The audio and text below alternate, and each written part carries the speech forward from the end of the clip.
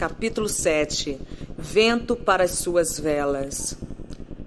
Se você vir um bêbado do mesmo lado da calçada, atravesse para o outro lado. Esse era o conselho que meu pai dava aos filhos em minha infância na Terra Santa. Todas as manhãs meus irmãos e irmãs iam comigo até a escola católica, e aconteceu mesmo mais de uma vez.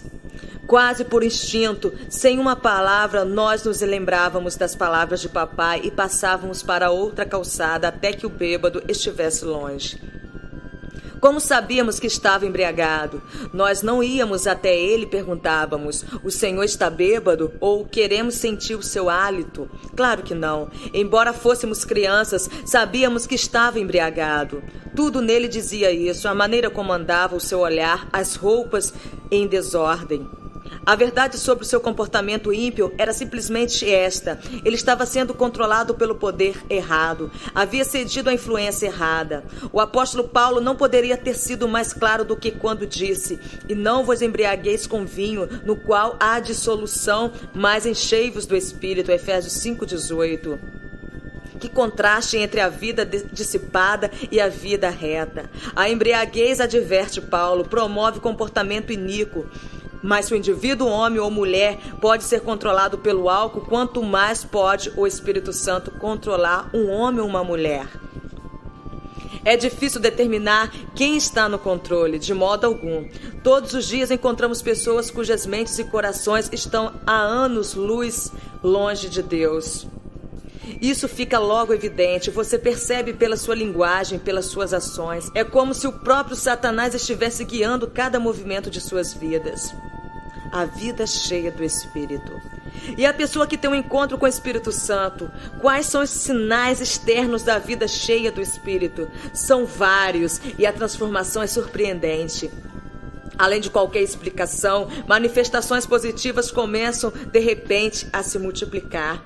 Logo depois de dizer, enchei-vos do Espírito, Paulo descreve 4 resultados distintos que você pode esperar. É o mesmo que plantar semente no solo do Espírito e colher uma safra celestial.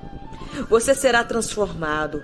A primeira manifestação que pode esperar de uma vida plena do Espírito é esta: seu modo de falar será diferente. O apóstolo disse que devemos falar uns aos outros com salmos, Efésios 5,19. Você pode imaginar como o nosso mundo seria incrível se a nossa conversa se parecesse com o que lemos nos salmos?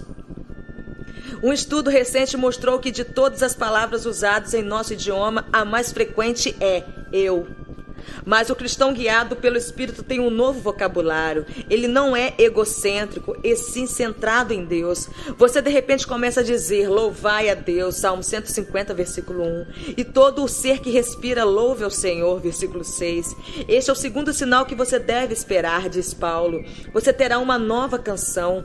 Ele afirma que você irá cantar e salmodiar ao Senhor em seu coração, Efésios 5,19. É muito mais que uma nova música, é uma mudança que tem lugar no seu coração. Quando você se transforma interiormente, uma melodia surgirá espontaneamente. Eu não pretendo ser cantor, mas tenho uma canção nos lábios desde o momento em que me encontrei com o Espírito Santo. A terceira manifestação é que você começará a dar graças, dando sempre graças por tudo ao nosso Deus e Pai, em nome do Senhor Jesus Cristo. Versículo 20. De um momento para o outro, você começará a agradecer a Ele por tudo. Vai agradecer pelo que é bom e pelo que não é tão bom assim. Você reconhece que aquele que o concede todos os dons sabe exatamente o que você precisa. O resultado é uma transformação da sua atitude. Não importa o que aconteça, você vai dizer obrigado. O quarto sinal evidente é que você se torna um servo. Paulo diz, sujeitando-vos uns aos outros no temor de Cristo, versículo 21.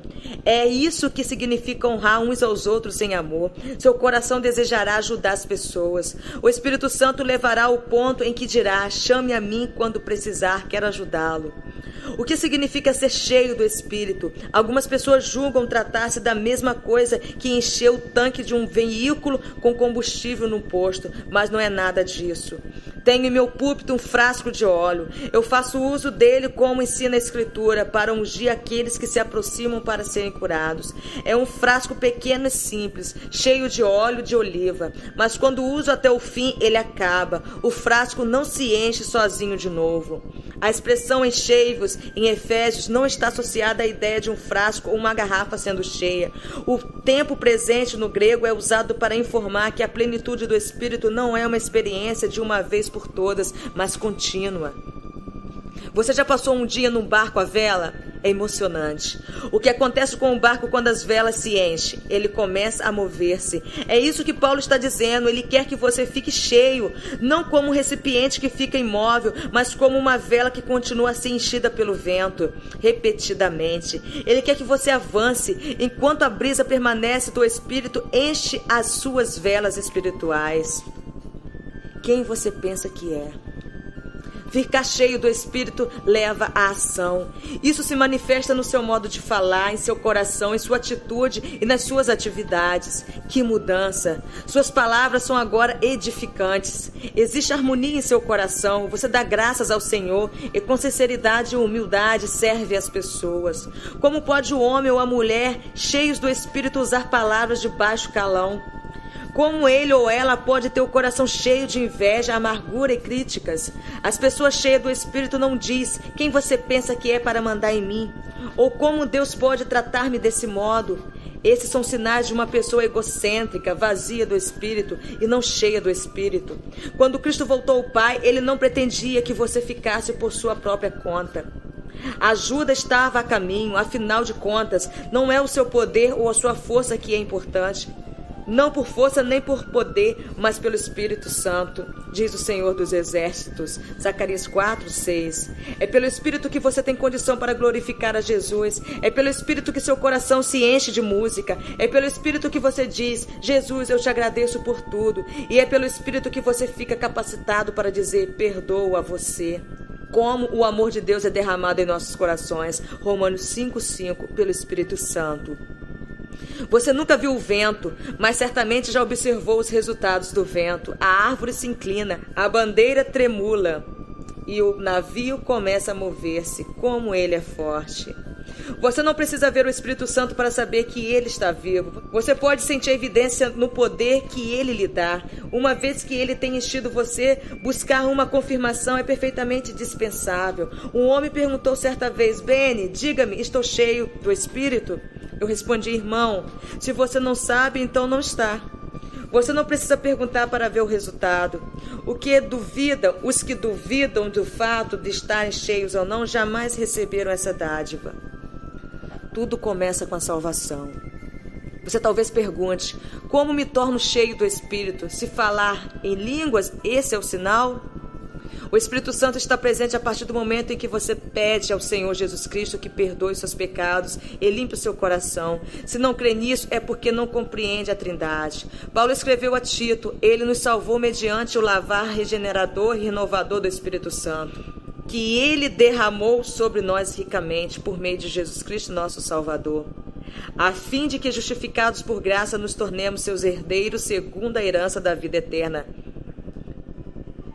Timóteo 3, 5, 7. Estamos falando agora, porém, da plenitude do Espírito com a evidência experimentada por centenas de milhares de pessoas em todo o mundo. As estatísticas são esmagadoras. Sei que alguns ainda gostam de discutir esse ponto, mas o homem que passou pela experiência jamais fica à mercê de quem quer discutir.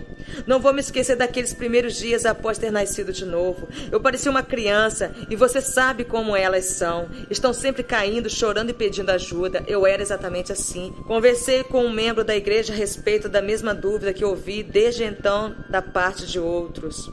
Estou tão confuso. Ele perguntou: o que houve? Respondi: não tenho certeza se foi cheio com o Espírito Santo. Ele disse: Beni, você pediu isso? Repliquei: sim, pedi.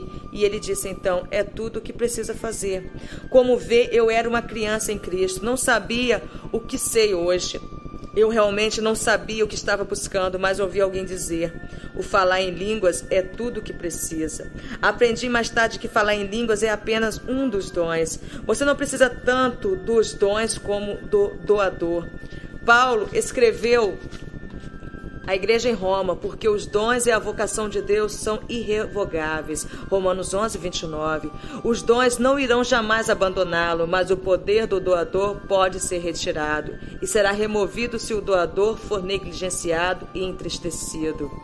Nunca se esqueça do que aconteceu com o rei Saul. Arrependo-me de haver constituído rei a Saul, porquanto deixou de me seguir e não executou as minhas palavras. 1 Samuel 15, 11. E quando Davi foi ungido por Samuel para tornar-se um novo rei, o Espírito do Senhor retirou-se de Saul. 1 Samuel 16, 14. Entrega. Você consertou suas velas? Você pergunta: como devo aproximar-me do Espírito? Como posso preparar-me para recebê-lo?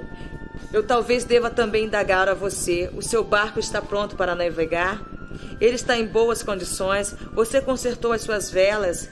Elas estão preparadas para receber o vento do Espírito quando ele começar a soprar sobre você? É o mesmo que preparar-se para o casamento. Você passa tempo pensando e se preparando para o momento em que ficará diante do altar sagrado. A seguir faz a promessa de receber e manter a partir deste dia. Você, na verdade, se entrega a seu cônjuge. É um ato altruísta de rendição amorosa. E a partir desse momento, um vínculo único de comunhão é criado e só conhecido pelo marido e mulher. Mas o que acontece quando você retira aquela parte de sua pessoa que foi entregue no casamento? Você não pode ter isso, é meu. E o seu cônjuge fizer o mesmo. Isso criaria uma barreira no seu relacionamento. A união começaria a se desfazer. A comunhão vacilaria. Só uma entrega total produz a comunhão total. Ela produz amor e compreensão. Só há um meio de restaurar um relacionamento rompido. Como a vela no barco, você não pode permanecer tenso e preocupado.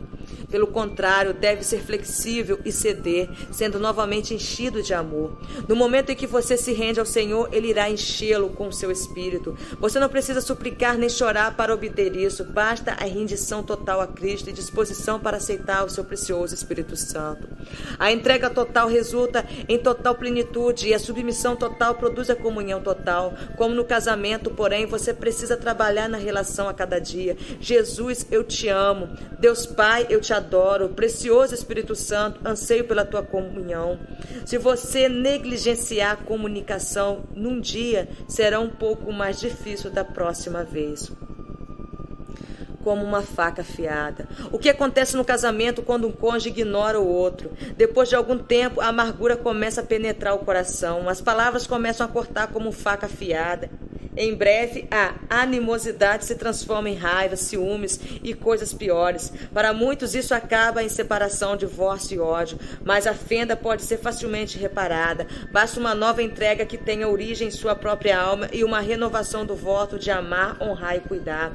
A mesma coisa acontece quando você negligencia o Senhor.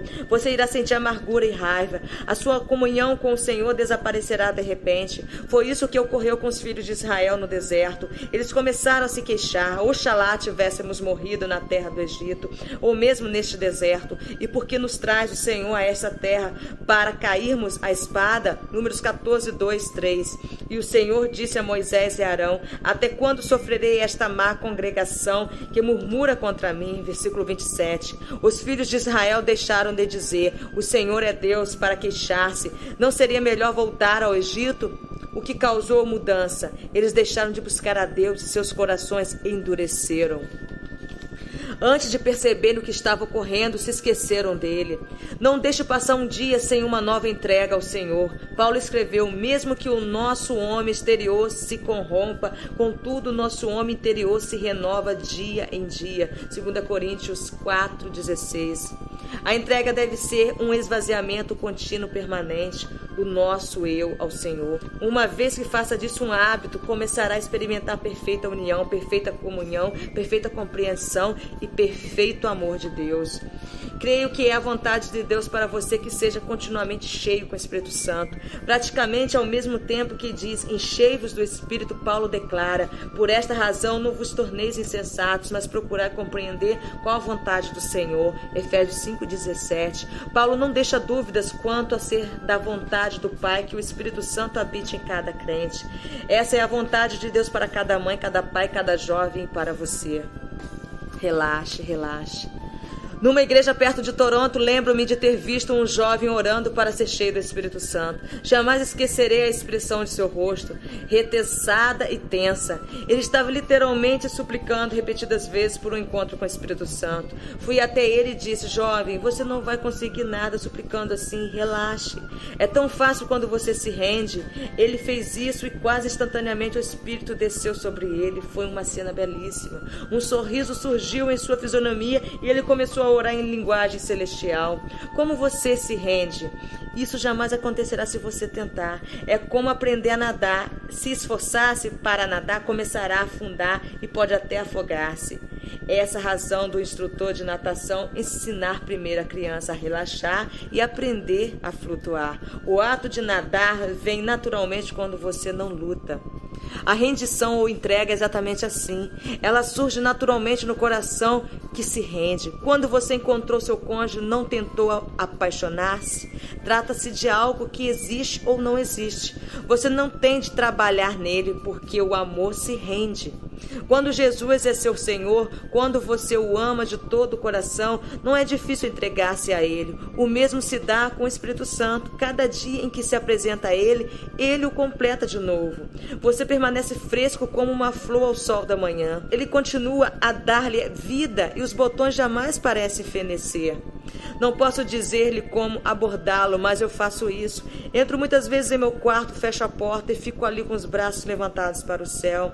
Ele sabe que o amo. Eu sei que ele me ama. Estou esperando com os braços abertos para recebê-lo. Houve uma ocasião, há alguns anos, em que duvidei desse amor. Nunca vou me esquecer disso. Foi durante o período em que estava tendo dificuldades tremendas com a minha família. Minha mãe e meu pai não tinham nascido de novo e nossa relação era penosíssima. Certa noite, em meu quarto, levantei os olhos e disse: Jesus, tu dizes em tua palavra que me amas, mas peço-te que me faças um favor, fale que me ama. E adormeci. No meio da noite fui acordado por uma voz que parecia torrentes de águas. Só posso descrevê-la como um som forte e pesado. A seguir uma voz audível, vinda do nada, mas ao mesmo tempo vinda de todos os lados, começou a falar. Acima da torrente eu ouvi uma voz tão clara como qualquer outra, dizendo: amo você, amo você. Era a voz de Jesus. Naquele momento as paredes de meu quarto pareciam estar realmente sacudindo. Eu fiquei amedrontado porque a presença do Senhor era tão pouco usual. Mas a partir daquele instante jamais duvidei do seu amor. Creio que Ele nos dá essas experiências quando precisamos delas e não quando as desejamos. Muitas vezes fico em meu quarto sem dizer palavra, mantenho silêncio total. Estou certo que já houve ocasiões em que você não precisou pronunciar qualquer palavra para assegurar alguém do seu amor. Existem situações especiais entre duas pessoas em que qualquer som que se fizesse ouvir teria destruído um momento inesquecível. O silêncio é frequentemente a melhor linguagem. Quantas vezes fico em meu quarto e de repente meus olhos se enchem de lágrimas. Um calor e beleza inexplicáveis inundam o ar enquanto ele começa a completar-me de novo. Como aconteceu? O que eu fiz? Não fiz realmente nada além de ficar na sua presença e render-me interiormente. Mas o que começou em perfeito silêncio continuou na forma de culto e adoração que eu não queria que acabasse. Quando você é continuamente cheio pelo Espírito de Deus, sua vida de oração toma uma dimensão que jamais sonhou ser possível. A fim de experimentar a brisa refrescante do Espírito que encheu seu coração de louvor, você precisa saber como aproximar-se do trono de Deus em oração. A fim de experimentar a brisa refrescante do Espírito que encheu seu coração de louvor, você precisa saber como aproximar-se do trono de Deus em oração. Passo a passo. Os passos da oração são 7. O primeiro é a confissão. Comece reconhecendo quem Deus é. Abraão chamou de o Senhor, o Deus Altíssimo, o que possui os céus e a terra. Gênesis 14, 22. Comece por declarar o poder do Todo-Poderoso. Elias começou sua oração no Monte Carmelo com as palavras: Senhor Deus de Abraão, de Isaque e de Israel. 1 Reis 18:36. Se quer que o fogo do céu caia, comece confessando quem Deus é. O nível seguinte da oração é a súplica. Simplesmente apresente seu pedido ao Senhor. Este passo passo é, infelizmente, aquele em que as pessoas costumam passar tempo demais. Toda a sua vida de oração parece concentrar-se em necessidades e desejos. É claro que os seus problemas pessoais são dignos da atenção de Deus, mas depois de falar deles, não está na hora do amém. O melhor está ainda para vir. O terceiro passo, aquele de quem mais gosto, é a adoração. Esse deve ser um período de absoluta beleza e culto, amá-lo, adorá-lo. Ele pode começar com as palavras, Jesus, eu te amo. Repentinamente, você sente a presença do Espírito Santo e 2 horas mais tarde, olha no relógio e diz: não posso acreditar que o tempo passou tão depressa. É tão real, tão vivo. Quarto, há um tempo de intimidade. Ele é quase cheio demais de amor, de sagrado, de beleza para ser descrito. Houve ocasiões em que, envolvido na oração, senti como se alguém estivesse comigo, acariciando minha testa. Era como se o Senhor estivesse dizendo: obrigado, estou contente por me achar na sua companhia. Lembre-se, o Espírito Santo jamais irá forçar sua presença sobre você. Ele não faz exigências quanto à sua vida de oração, mas se você disser: ajuda-me a orar, ele está pronto para responder. Algumas vezes este nível continuou durante horas em minha vida de oração, mas a intimidade não é um ponto para começar. Nem é possível passar por cima dos primeiros passos para chegar a este. O quinto nível da oração é a intercessão. Jesus disse que o Espírito nos revelaria coisas e foi isso que aconteceu comigo. Quando você convida o Espírito Santo para ajudá-lo a orar, ele não focaliza suas necessidades e desejos egoístas. Nada disso. O foco é externo. Ele colocou diante de mim os nomes e fisionomias de pessoas em que eu não pensava há anos e intercedi por elas em oração. Mas não pense que esse é um período de alegria e adoração, justamente o contrário. A primeira vez que fiz intercessão não estava certo de que queria isso. A comunhão acabou, a proximidade cessou. Durante esses momentos senti dor e angústia difícil de colocar em palavras. Literalmente lutei com todas as forças ao orar por minha família, amigos e ministros, e até por nações. Quero advertir a você, é impossível chegar ao ponto de intercessão no piscar de olhos. Ela não vem instantaneamente por ser uma associação com Deus que requer um relacionamento profundo e intensamente pessoal. O Espírito Santo guia sua vida de oração passo a passo. Isso não aconteceu comigo no primeiro dia, no segundo ou no terceiro. Levou pelo menos 6 meses até que eu penetrasse nas profundezas da oração. A Escritura ensina que se formos fiéis nas pequenas coisas, Deus nos dará mais. E é isso que Ele faz. Ele é o Pai perfeito, o Mestre perfeito. O que aconteceu em seguida valeu o esforço. O sexto passo na oração é agradecimento. Paulo escreveu: graças a Deus que nos dá a vitória por intermédio de nosso Senhor Jesus Cristo. 1 Coríntios 15, 57. Sempre passo o tempo agradecendo ao Pai, ao Filho e ao Espírito Santo. Por último, o sétimo passo na oração é o louvor. Algumas vezes eu canto, outras falo em linguagem espiritual, mas do fundo do meu ser, minha atitude é de louvor total. É a forma mais pura de oração que já experimentei. Você pode perguntar: Beni, você sempre inclui os 7 passos? Minha resposta é sim. É isto que é tão maravilhoso sobre o Espírito. Se permitir que Ele opere através de você na oração, descobrirá que não está fazendo grande parte dela, mas Ele parece estar fazendo tudo. Mesmo na intercessão penosa como é, os braços do Espírito levantam-no, dando alívio instantâneo ao terminar a oração. Paulo estava certo quando disse: com toda a oração e súplica, orando em todo o tempo no Espírito. Efésios 6,18. Ele sabia haver mais que um tipo de oração. Ei-lo aqui. Não há substituto para a plenitude do Espírito surgida como resultado direto de sua vida de oração. É um poder que vai afetar tudo o que você fizer. Fui recentemente convidado para falar na Colômbia, na América Latina. A cruzada durou 3 dias e na noite do segundo dia, quarta-feira, eu estava pregando sobre o Espírito Santo. No meio da mensagem, senti o poder do Espírito Santo mover-se sobre o serviço. Senti sua presença, parei de pregar e disse aos ouvintes: Ele está aqui. Os ministros da plataforma e as pessoas no auditório sentiram a mesma coisa. Era como um sopro de vento que tivesse entrado e varrido o lugar. As pessoas ficaram de pé numa explosão espontânea de louvor, mas não permaneceram de pé por muito tempo. Em toda parte elas começaram a cair no chão sob o poder do Espírito Santo. Elas foram mortas no Espírito. O que aconteceu a seguir foi exatamente o que vi repetido em serviços por todo o mundo. As pessoas começavam a receber a Cristo como seu Salvador pessoal e curas passaram a ter lugar através do auditório. Quando eu falo sobre o Espírito Santo, uma unção invulgar segue-se ao ensino, sempre. Há uma incrível manifestação da presença de Deus, muito diferente das outras vezes. Os milagres parecem ser mais intensos. Um número maior de pessoas é salvo do que nas outras reuniões. O toque de Deus na vida das pessoas é mais pronunciado. Nesses serviços, os chamados para o altar parecem tão fáceis. Não há súplicas nem rogos. As pessoas vão instantaneamente para a frente para serem salvas. Exatamente como o Senhor prometeu, o Espírito atrai o povo para Cristo. Depois dos serviços, as pessoas sobem para dizer: essa foi a reunião mais poderosa em que já estive. É como se o Espírito Santo tivesse honrado o serviço por ser um hóspede muito esperado. Durante essa mesma cruzada, o pastor Colim, meu intérprete, foi procurar-me logo depois de uma aula matinal sobre o Espírito Santo, com quase 2.000 pregadores. Ele começou a soluçar, depois levantou a cabeça das mãos e disse emocionado: querido irmão, sei tão pouco sobre o Espírito Santo. Sinto-me como se ainda estivesse no jardim da infância. A realidade da mensagem tomara conta dele. Já vi outras vezes o intérprete interromper-se no meio da minha mensagem e começar a chorar descontroladamente. É o poder do Espírito. O que acontece no serviço pode ocorrer com você onde estiver.